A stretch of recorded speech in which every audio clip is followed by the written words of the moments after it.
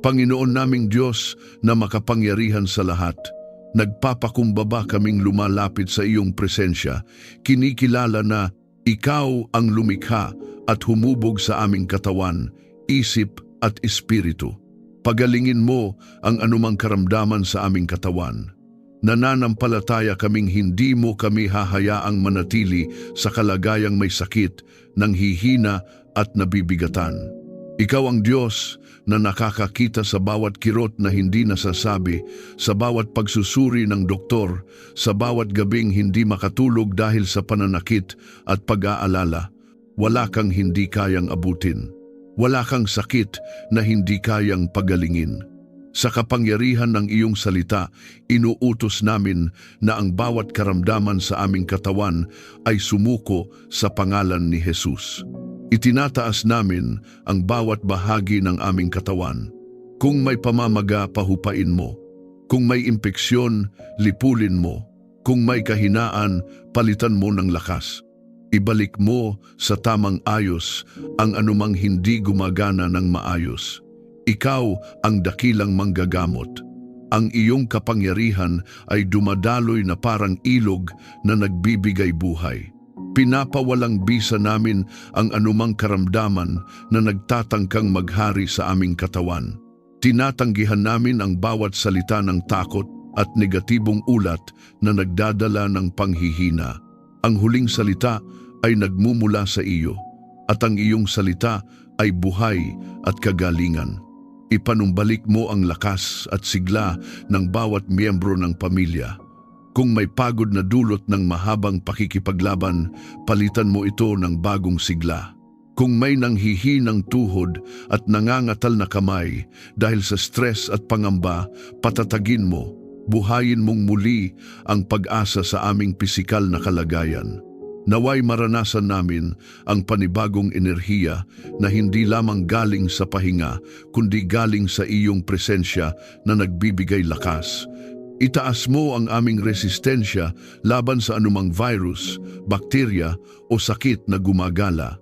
Takpan mo kami ng iyong banal na proteksyon upang ang aming katawan ay maging templo ng iyong kapangyarihan at hindi tirahan ng karamdaman.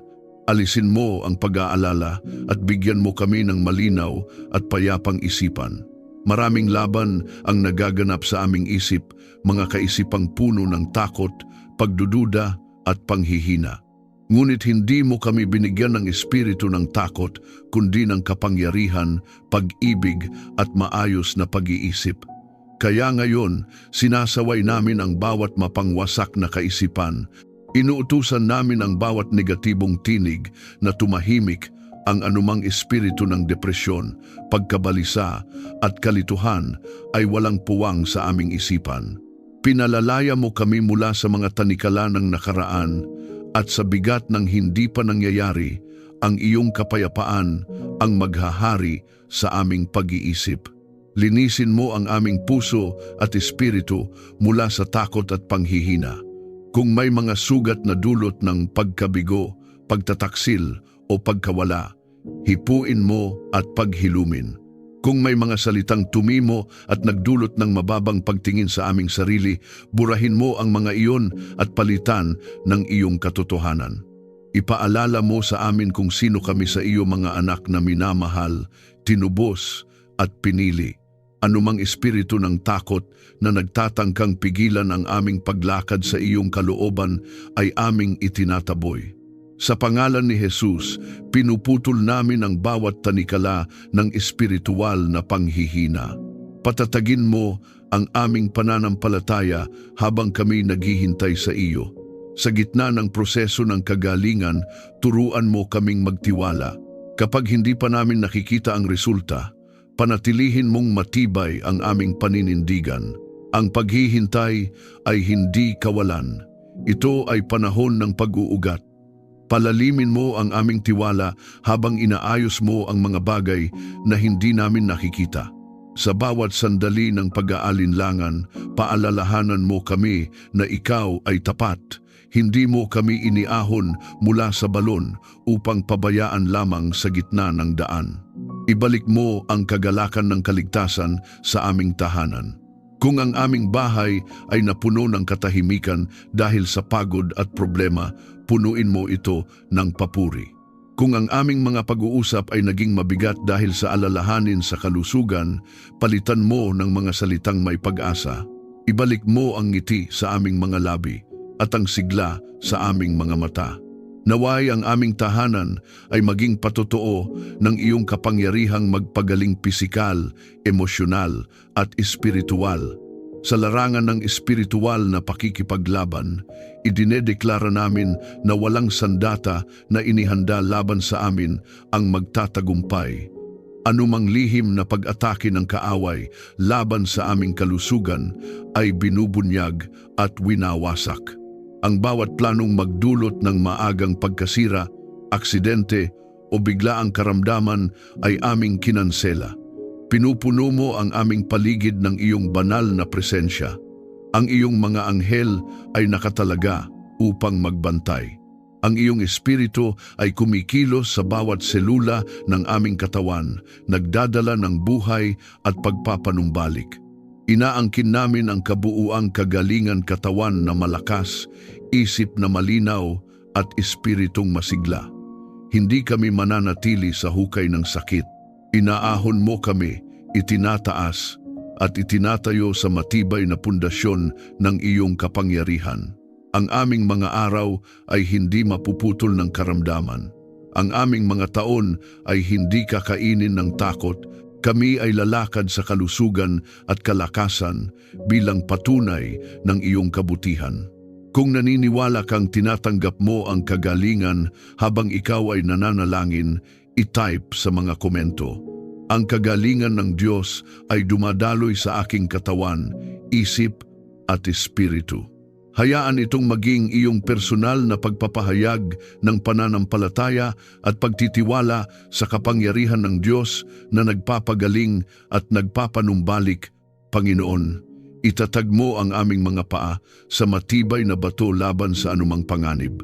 Tulad ng sinabi mo sa awit 40, inilagay mo ang aking mga paa sa bato at pinatatag mo ang aking mga hakbang. Nananampalataya kaming ikaw ang aming matibay na pundasyon. Sa mundong puno ng hindi inaasahang pangyayari, ikaw ang aming tanggulan at sandigan. Kapag ang paligid ay nanginginig sa takot at kaguluhan, hindi kami matitinag sapagkat ang aming tiwala ay nakaugat sa iyo. Itinatayo mo kami sa batong hindi kayang wasakin ng hangin, ulan o bagyo ng buhay. Ilayo mo kami sa aksidente, karamdaman at sakuna. Ipinagkakatiwala namin sa iyo ang bawat paglalakbay, bawat hakbang sa lansangan, bawat biyahe sa sasakyan at bawat gawain sa araw-araw.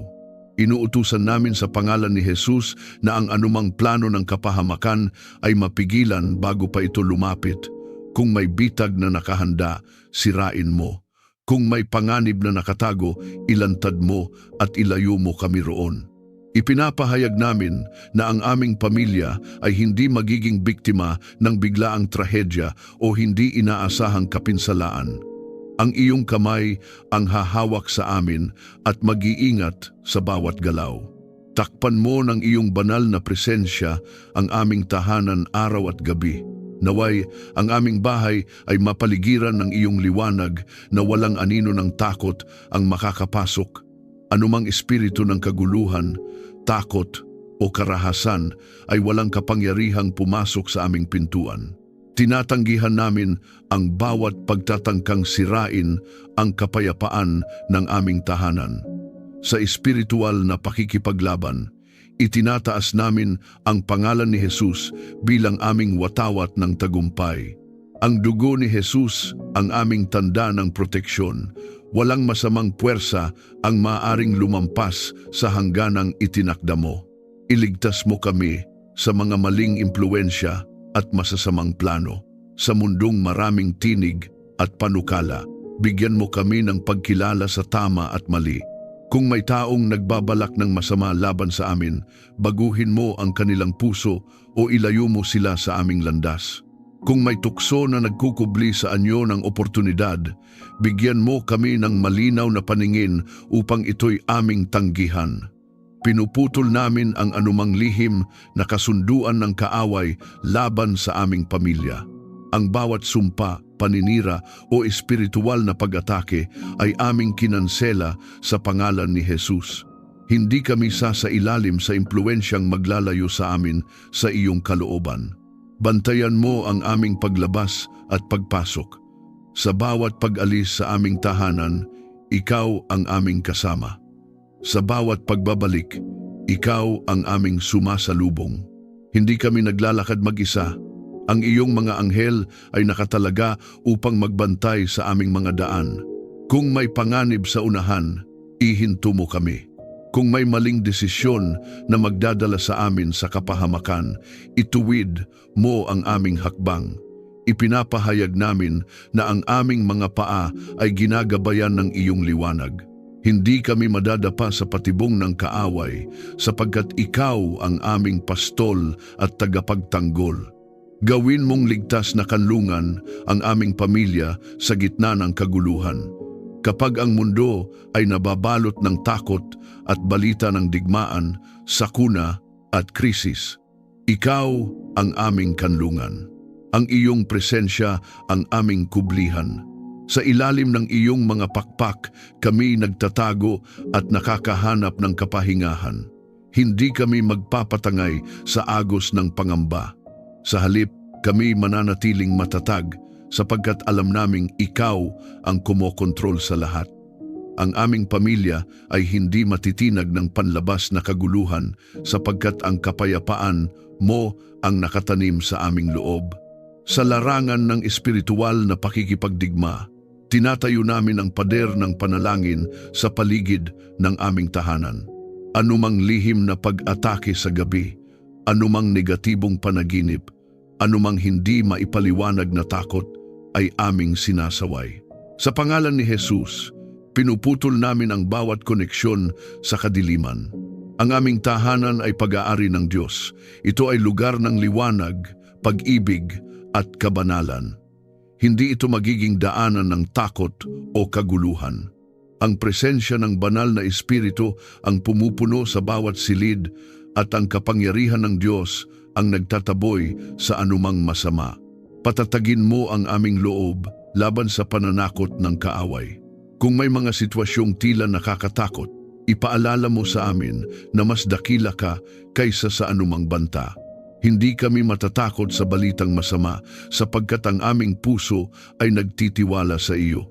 Ang aming pagtitiwala ay hindi nakabatay sa nakikita kundi sa iyong katapatan. Ang bawat araw ay nasa iyong kamay. Ang bawat sandali ay sakop ng iyong kapamahalaan. Panginoon, ikaw ang aming kalasag at matibay na tore. Sa iyo kami tumatakbo at kami ligtas. Ipinapahayag namin na ang aming pamilya ay nakatago sa iyong presensya. Walang sandata na inihanda laban sa amin ang magtatagumpay. Walang masamang balak ang mananaig. Ang iyong proteksyon ang bumabalot sa amin tulad ng baluti. Kami ay ligtas, hindi dahil sa aming lakas, kundi dahil sa iyong kapangyarihan. Kung naniniwala kang ang iyong pamilya ay nasa ilalim ng proteksyon ng Diyos, isulat sa mga komento, "Ang aking tahanan ay ligtas sa Panginoon." Hayaan itong maging simpleng pagpapahayag ng iyong pagtitiwala sa Kanya. Ilagay mo ang iyong kapayapaan sa aming puso habang kami naghihintay sa iyo. Sa gitna ng mga hindi malinaw na sagot at mga panahong tila mabagal ang galaw ng mga pangako, ikaw ang aming katahimikan. Kapag ang aming isip ay gustong magmadali at ang aming damdamin ay naguguluhan, ibinubuhos mo ang iyong kapayapaan na hindi nakadepende sa sitwasyon. Ang kapayapaang nagmumula sa iyo ay hindi pansamantala. Hindi ito natitinag ng balita, problema o pagbabago ng paligid. Ito ay malalim, matatag at matibay. Naway ang kapayapaang ito ang maghari sa aming kalooban. Kapag may mga alalahanin tungkol sa kabuhayan, kalusugan at kinabukasan, patahimikin mo ang aming puso. Hindi mo kami iniwan upang mag-isa sa aming pag-iisip. Ang bawat takot na bumubulong ng pangamba ay aming sinasaway sa pangalan ni Jesus. Ang bawat kaisipang nagsasabing kami mabibigo ay aming pinapalitan ng iyong katotohanan. Ikaw ang aming tagapagbigay, tagapagtanggol at tagapagligtas. Kaya sa halip na mangamba, pinipili naming magtiwala. Sa halip na maguluhan, pinipili naming manalig. Ang iyong presensya ang nagiging himig ng kapayapaan sa aming kaluluwa. Alisin mo ang alitan at tampuhan sa aming tahanan. Kung may hindi pagkakaunawaan, palambutin mo ang aming puso. Kung may nasambit na salitang nakasakit, bigyan mo kami ng kababaang loob upang humingi ng tawad at magpatawad. Huwag mong hayaang manatili ang galit o hinanakit sa aming pamilya. Pinuputol namin ang anumang espiritu ng pagkakabahagi at pagtatalo na nagtatangkang maghasik ng lamat sa aming samahan. Sa pangalan ni Jesus, pinipili naming magkaisa. Ang aming tahanan ay hindi magiging lugar ng sigawan at sama ng loob, kundi lugar ng pag-unawa at malasakit. Turuan mo kaming magsalita ng may pag-ibig at pag-unawa. Bantayan mo ang aming mga salita upang hindi ito maging sandata ng pananakit, kundi maging daluyan ng pagpapalakas. Kapag kami pagod at emosyonal, paalalahanan mo kaming maghinay-hinay. Ilagay mo sa aming bibig ang mga salitang nagtatayo, hindi sumisira. Ang aming komunikasyon ay naway maging malinaw, mahinahon at puno ng biyaya. Sa bawat pag-uusap, ikaw ang maging sentro. Ang iyong karunungan ang umagos sa aming mga desisyon at reaksyon. Palitan mo ang takot ng pagtitiwala sa iyong plano. Kung may mga bagay na hindi namin maunawaan, turuan mo kaming magpahinga sa iyong mga pangako. Ang iyong mga plano ay mabuti, kahit hindi agad namin makita ang kabuuan. Kapag may pintuang nagsasara, tulungan mo kaming maniwalang may mas mabuting bukas na inihahanda. Ang kapayapaan mo ang magbabantay sa aming puso laban sa panghihina. Hindi kami aalipinin ng paano kung at baka sakali. Sa halip, mananatili kaming nakasandal sa iyong katapatan. Punuin mo ang aming bahay ng awit ng papuri at pasasalamat. Kung dati nababalot ito ng katahimikan na may bigat, palitan mo ng himig ng pagsamba. Turuan mo kaming magpasalamat kahit sa maliliit na biyaya. Ang pasasalamat ang magbubukas ng pinto ng kagalakan. Kapag pinipili naming purihin ka sa gitna ng pagsubok, ang kapayapaan mo ay lalong lumalalim. Ang aming tahanan ay maging lugar kung saan malayang na ipapahayag ang papuri sa iyo at kung saan ang iyong presensya ay malayang kumikilos. Naway maranasan namin ang kapayapaang hindi kayang ibigay ng mundo. Ang kapayapaang hindi nabibili, hindi nakukuha sa tagumpay o material na bagay. Ito ang kapayapaang nagmumula sa pakikipag-ugnayan sa iyo. Sa gitna ng espiritual na pakikipaglaban, idinedeklara namin na ang aming puso ay hindi maaagaw ng kaguluhan.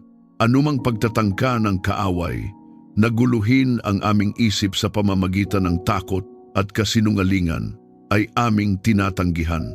Pinipili naming tanggapin ang kapayapaang ipinagkakaloob ni Jesus, kapayapaang nananatili kahit may unos. Kapag may mga sandaling tila sumisikip ang aming dibdib dahil sa pag-aalala, ipaalala mo sa amin na huminga at manalangin. Sa bawat paghinga, pinapalitan mo ang aming kaba ng katiyakan. Sa bawat panalangin, bumababa ang iyong presensya na nagpapatahimik sa bagyo sa loob namin. Ang aming emosyon ay hindi maghahari sa amin. Ang iyong espiritu ang mangunguna. Itinatakwil namin ang pagkabalisa na paulit-ulit bumabalik. Hindi kami magiging bihag ng nakaraan o ng pangambang dulot ng hinaharap. Panginoon, itanim mo ang kapayapaan sa puso ng bawat miyembro ng aming pamilya. Mula sa pinakamatanda hanggang sa pinakabata, maranasan nawa namin ang kapanatagan na nagmumula sa iyo. Ang aming mga anak ay matutong magtiwala sa iyo. Ang mga magulang ay mapuspos ng kapanatagan sa kanilang pag-aalaga. Ang bawat relasyon sa loob ng aming tahanan ay mapalalim dahil sa iyong kapayapaan. Ipinapahayag namin na ang aming pamilya ay magiging ilaw ng kapayapaan sa iba. Sa mundong puno ng galit at hidwaan, kami magiging patotoo na may Diyos na nagbibigay ng tunay na katahimikan. Ang aming presensya ay magdadala ng kapanatagan, hindi tensyon. Ang aming mga salita ay magdadala ng pag-asa, hindi takot, sapagkat ikaw ang Diyos ng kapayapaan at ikaw ang naghahari sa aming buhay. Kung ninanais mong maranasan ang kapayapaan ng Diyos sa iyong tahanan, isulat sa mga komento, "Pinipili ko ang kapayapaan ng Diyos." Hayaan itong maging simpleng hakbang ng pananampalataya habang siya ang kumikilos sa iyong pamilya. Bigyan mo kami ng karunungang gumawa ng tamang desisyon sa bawat hakbang ng aming buhay. Sa mundong maraming pagpipilian at landas, ikaw ang aming liwanag. Hindi kami aasa lamang sa aming sariling pag-unawa sapagkat alam naming limitado ang aming nakikita. Ikaw ang nakakakita ng simula at wakas. Ikaw ang nakakaalam ng mga bunga ng bawat desisyon bago pa man ito mangyari. Kaya inilalapit namin sa iyo ang aming mga plano, pangarap at hakbang. Huwag mong hayaang manaig ang emosyon o padalus-dalos na desisyon. Turuan mo kaming mag-isip ng malinaw at may paggalang sa iyong kalooban. Kapag kami nahaharap sa mahirap na pagpili sa trabaho, sa relasyon, sa mga usapin ng pamilya, gabayan mo kami. Ilayo mo kami sa mga desisyong magdadala ng panghihinayang at sakit. Buksan mo ang aming mga mata upang makita ang mga babala na iyong inilalagay sa aming harapan. Isara mo ang mga pintuang hindi para sa amin, kahit ito'y tila maganda sa paningin. At kung may pintuang iyong binubuksan, bigyan mo kami ng lakas ng loob na pumasok doon ng may pananampalataya. Turuan mo kaming maghintay ng may pagtitiis at pananampalataya. Hindi lahat ng bagay ay kailangang madaliin. May mga sagot na dumarating sa tamang panahon. Kapag kami nababagot o naiipit sa paghihintay, paalalahanan mo kami na ang iyong oras ay perpekto. Ang paghihintay ay hindi kawalan ng pagkilos, ito ay panahon ng paghahanda. Sa bawat sandali ng katahimikan, hinuhubog mo ang aming pagkatao. Inaalis mo ang pagmamadali at itinataguyod ang pagtitiwala. Hindi kami magdedesisyon dahil lamang sa pressure o takot. Maghihintay kami hanggang sa malinaw ang iyong direksyon. Ipaalala mo sa amin ang iyong katapatan sa bawat pagsubok. Kung may mga sandaling tila kami naliligaw, ibalik mo sa aming alaala ang mga panahong ikaw ay kumilos ng malinaw sa aming buhay. Hindi mo kami pinabayaan noon at hindi mo rin kami pababayaan ngayon. Ang iyong katapatan sa nakaraan ay patunay ng iyong kabutihan sa kasalukuyan at hinaharap. Kapag ang aming isipan ay puno ng pagdududa, palitan mo ito ng alaala ng iyong mga gawa.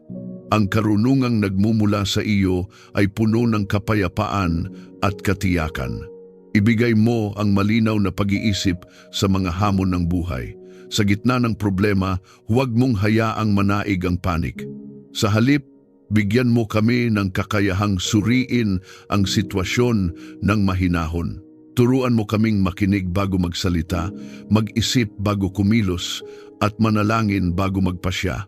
Ang bawat hakbang na aming gagawin ay naway sumasalamin sa iyong karunungan. Sa larangan ng espiritual na pakikipaglaban, tinatanggihan namin ang anumang espiritu ng kalituhan. Ang Diyos na aming pinaglilingkuran ay hindi Diyos ng kaguluhan, kundi ng kaayusan. Kaya idinedeklara namin na ang aming isip ay malinaw at ginagabayan ng banal na espiritu. Gabayan mo ang mga magulang sa wastong pagdidisiplina at paghubog. Ang pagpapalaki ng pamilya ay hindi madali, ngunit sa iyong tulong, nagiging posible ang lahat. Bigyan mo kami ng balanse sa pagitan ng pagtutuwid at pag-unawa. Huwag mong hayaang kami magpadala sa galit o inis. Sa halip, turuan mo kaming magdisiplina ng may pag-ibig at layunin. Ang aming mga salita sa aming mga anak ay maging binhi ng katotohanan at hindi sugat na magtatagal. Bigyan mo kami ng pangunawa sa kanilang pinagdaraanan. Naway ang aming tahanan ay maging lugar ng paghubog at hindi ng takot. Tulungan mo rin ang bawat miyembro ng pamilya na lumago sa personal na karunungan. Ang mga kabataan ay maturuan mong pumili ng mabuting kaibigan at tamang landas. Ang mga may sapat na gulang ay bigyan mo ng discernment sa kanilang pakikitungo sa iba. Ang aming mga desisyon sa pananalapi, kalusugan at relasyon ay naway nakaangkla sa iyong mga prinsipyo. Ilayo mo kami sa panlilinlang at maling payo. Kung may mga taong nagdadala ng maling impluensya, ipakita mo ito sa amin ng malinaw. Sa espiritual na pakikipagdigma, pinapawalang bisa namin ang bawat plano ng kaaway na iligaw ang aming isipan. Anumang kasinungalingan na nagtatangkang magmukhang katotohanan ay aming tinatanggihan. Ang liwanag ng iyong salita ang magpapakita ng tama at mali. Hindi kami maglalakad sa dilim ng kamangmangan. Sa pangalan ni Jesus, pinuputol namin ang bawat espiritu ng panlilinlang at maling direksyon. Ang aming pamilya ay lalakad sa liwanag ng iyong karunungan. Naway makilala ka namin ng higit at masunod ang iyong kalooban. Ang tunay na karunungan ay hindi lamang kaalaman kundi malalim na pagkilala sa iyo. Habang lumalalim ang aming relasyon sa iyo, lumalalim din ang aming pag-unawa sa buhay. Turuan mo kaming maging mapagpakumbaba, handang matuto, at bukas sa iyong pagtutuwid. Ang aming puso ay maging sensitibo sa iyong tinig. Sa bawat panalangin, sa bawat pagbabasa ng iyong salita, hubugin mo ang aming pag-iisip upang maging kaayon ng iyo. Panginoon, ikaw ang pinagmumulan ng lahat ng karunungan. Ang aming pamilya ay hindi aasa sa sariling kakayahan lamang. Sa halip, kami lalapit sa iyo sa bawat desisyon. Ang iyong karunungan ang aming magiging gabay, ang iyong katotohanan ang aming magiging pamantayan, at ang iyong presensya ang aming magiging kumpiyansa. Sa iyo kami aasa at sa iyo kami mananatili. Kung hinihiling mo ang karunungan ng Diyos sa iyong buhay, isulat sa mga komento, Panginoon, tinatanggap ko ang karunungan mo. Hayaan itong maging simpleng panalangin ng iyong puso habang siya ang nagbibigay linaw sa iyong mga hakbang. Panginoon, ituwid mo ang aming mga hakbang at direksyon sa bawat landas na aming tinatahak. Nais naming ikaw ang manguna. Kung kami man ay mapunta sa sangandaan ng buhay kung saan hindi malinaw ang susunod na hakbang, ikaw ang maging ilaw sa aming daraanan. Huwag mong hayaang maligaw kami dahil sa sariling kagustuhan o emosyon. Iayon mo ang aming puso sa iyong puso upang ang aming mga plano ay maging kaayon ng iyong layunin. May mga pagkakataong tila malinaw ang direksyon, ngunit sa paglipas ng panahon ay lumalabo. Sa mga sandaling iyon, ipaalala mo sa amin na hindi ka nagbabago. Ikaw ang pareho kahapon, ngayon, at magpakailanman. Kung kailangan naming huminto sandali upang makinig, turuan mo kaming maging tahimik. Kung kailangan naming umatras upang maitama ang pagkakamali, bigyan mo kami ng kababaang loob. Hindi kahinaan ang pag-amin ng pagkakamali. Ito ay bahagi ng iyong paggabay. Ilagay mo kami sa landas na iyong itinakda para sa aming pamilya. Bago pa man kami isinilang, alam mo na ang aming magiging tungkulin at misyon. Hindi kami produkto ng pagkakataon, kami ay bahagi ng iyong banal na plano. Kaya't hinihiling namin na ilayo mo kami sa landas na hindi para sa amin. Kung may oportunidad na hindi naaayon sa iyong kalooban, isara mo ito kahit masakit. At kung may pintuan na dapat naming pasukin, bigyan mo kami ng tapang at katiyakan. Ipakita mo ang susunod na hakbang sa gitna ng kawalan ng katiyakan. Hindi mo kailangang ihayag ang buong plano. Sapat na ang isang malinaw na hakbang. Turuan mo kaming magtiwala sa proseso. Sa bawat maliit na pagsunod, inilalapit mo kami sa mas malaking layunin. Kapag kami natatakot dahil hindi namin nakikita ang kabuuan, paalalahanan mo kami na ang iyong kamay ang humahawak sa amin. Hindi kami mahuhulog hanggat ikaw ang gumagabay. Bigyan mo kami ng lakas ng loob na sundin ang iyong tinig. Minsan ang iyong direksyon ay taliwas sa lohika ng mundo. May mga sandaling hinihingi mo kaming magpatawad kahit masakit, maghintay kahit nagmamadali ang lahat, o sumubok muli kahit kami nabigo. Sa mga sandaling iyon, patatagin mo ang aming pananampalataya. Huwag mong hayaang manaig ang takot o opinyon ng iba kaysa sa iyong tinig. Mas mahalaga ang iyong pagsang-ayon kaysa sa palakpak ng tao. Panatilihin mo kaming matatag sa iyong katotohanan. Sa mundong puno ng iba't ibang paniniwala at ideya, ang iyong salita ang aming magiging pamantayan. Kapag may mga kaisipang naglalayo sa amin sa iyong katotohanan, agad mo itong ihayag. Bigyan mo kami ng discernment upang makilala ang tama sa mali. Ang aming pamilya ay hindi matangay ng agos ng kultura kung ito'y laban sa iyong kalooban. Sa halip, kami tatayo ng may tapang at paninindigan. Sa espiritual na pakikipaglaban, pinapawalang bisa namin ang bawat pagtatangka ng kaaway na iligaw ang aming direksyon. Anumang kalituhan na nagdudulot ng pag-aalinlangan ay aming sinasaway sa pangalan ni Jesus. Ang aming isip ay hindi magiging laruan ng kasinungalingan. Ang aming puso ay hindi maaakit ng panandaliang kinang na walang-walang hanggang halaga. Kami ay ginagabayan ng banal na espiritu at ang kanyang tinig ang aming susundin. Kapag kami nahihirapan at tila walang malinaw na sagot, tulungan mo kaming magtiwala sa iyong katahimikan. Kahit hindi ka agad nagsasalita, ikaw ay kumikilos. Ang kawalan ng agarang sagot ay hindi tanda ng iyong paglayo. Sa halip, ito'y paanyaya upang lalo kaming lumapit sa iyo. Turuan mo kaming maging sensitibo sa iyong pahiwatig sa pamamagitan ng iyong salita, payo ng mga taong may takot sa iyo at kapayapaang iyong inilalagay sa aming puso. Panginoon, ang aming pamilya ay nagnanais lumakad sa tamang landas. Hindi namin nais sayangin ang mga pagkakataong ibinigay mo. Iayon mo ang aming mga pangarap sa iyong layunin. Kung may mga plano kaming hindi ayon sa iyong kalooban, baguhin mo ang aming puso.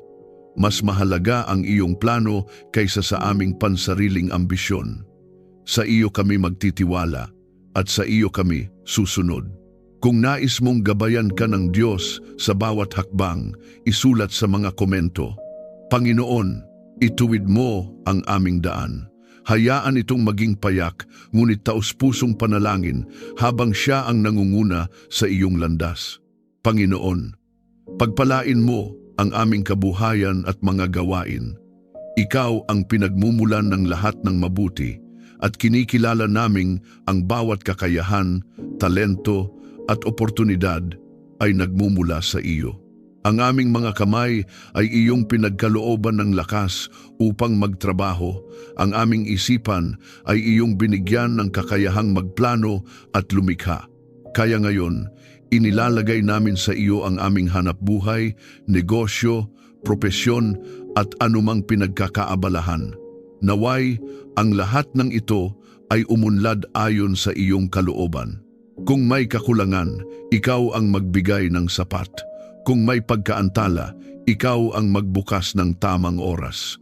Huwag mong hayaang matuyo ang aming pinaghihirapan. Sa halip, padaluyin mo ang iyong pagpapala na parang ilog na hindi nauubos. Sa gitna ng kompetisyon at hamon sa mundo ng trabaho at negosyo, ikaw ang aming kalamangan. Hindi kami aasa sa pandaraya o maling paraan. Kami mananatili sa katapatan at integridad sapagkat alam naming ikaw ang nagtataguyod sa mga lumalakad ng matuwid. Buksan mo ang mga pintuan ng oportunidad at kabutihan. May mga pintuang hindi kayang buksan ng lakas o impluensya ng tao, ngunit sa iyo walang imposible.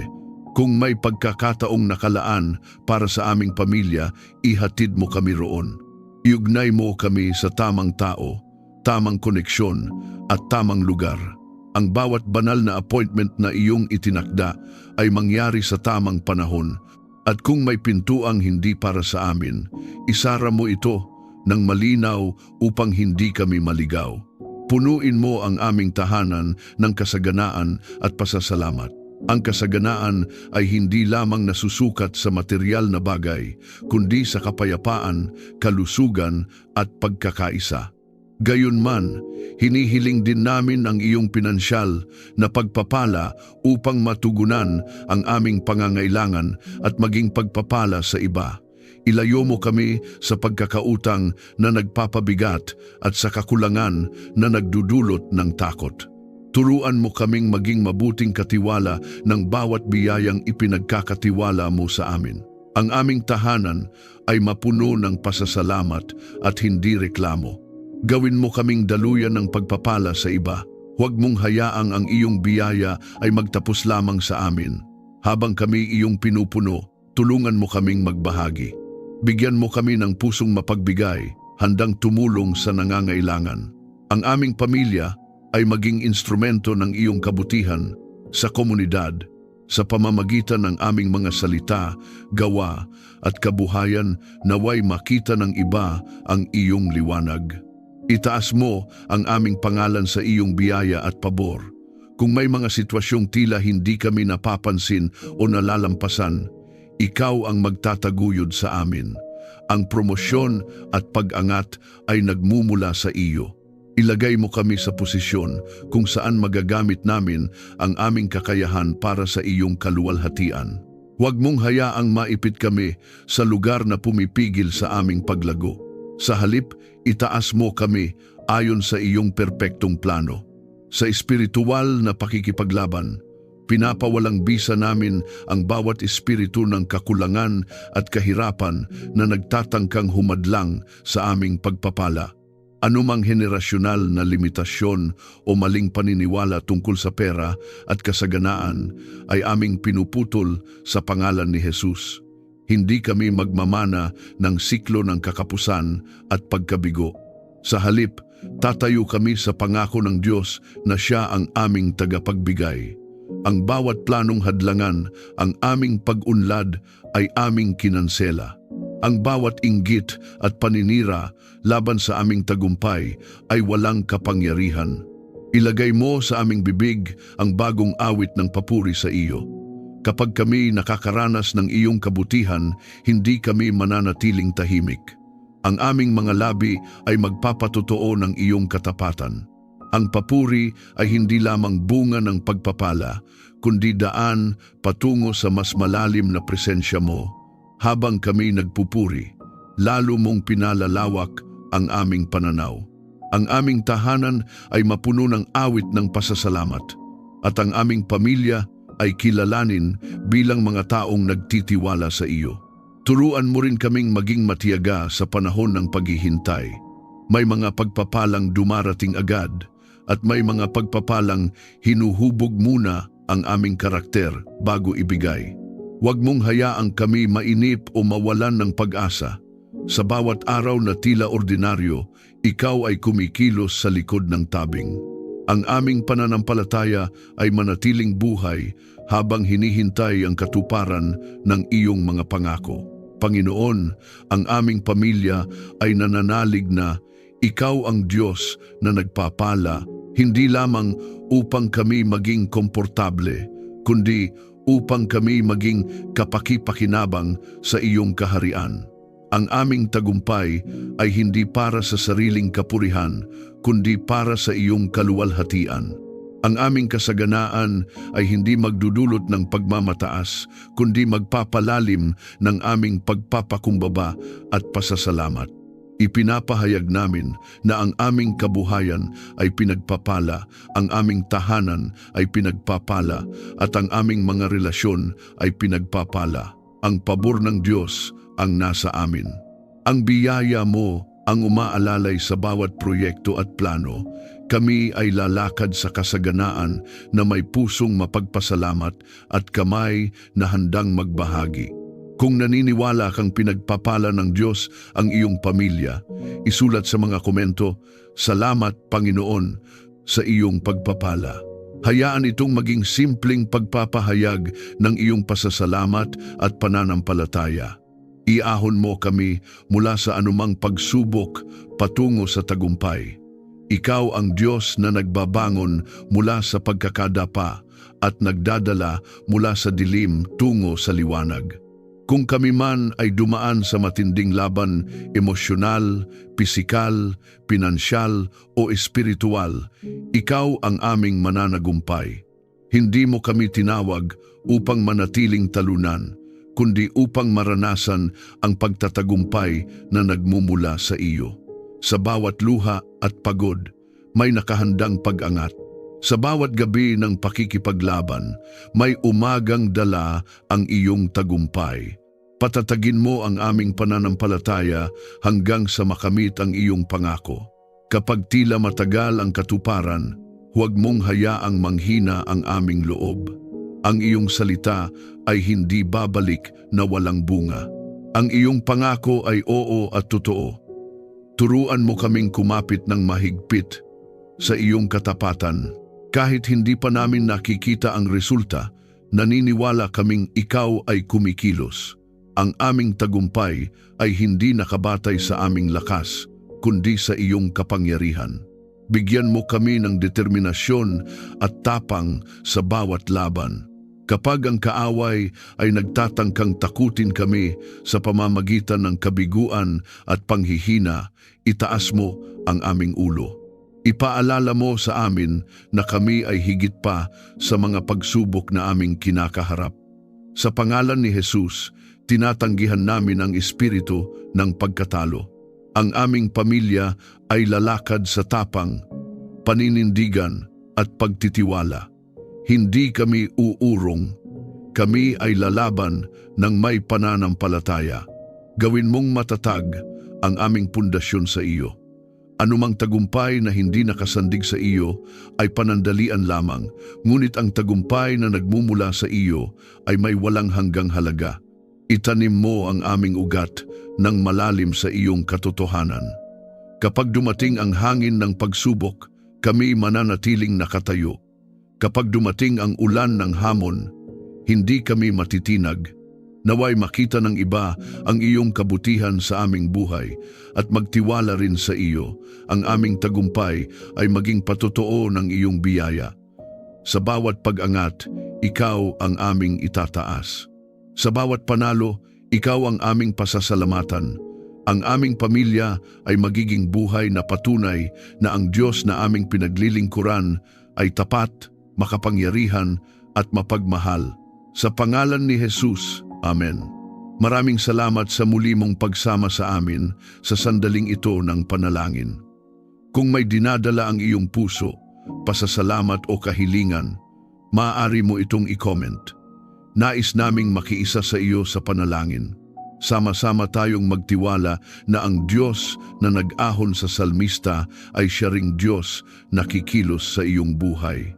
Kung napagpala ka ng panalangin ito, inaanyayahan ka naming i-like, i-share at mag-subscribe upang mas marami pa ang maabot ng mensahe ng pag-asa at katapatan ng Diyos. Maraming salamat sa iyong oras at sa iyong bukas na puso. Ingatan ka nawa ng Diyos sa bawat hakbang at patuloy mong maranasan ang kanyang kabutihan. Hanggang sa muli nating sandali ng panalangin, pagpalain ka ng Diyos.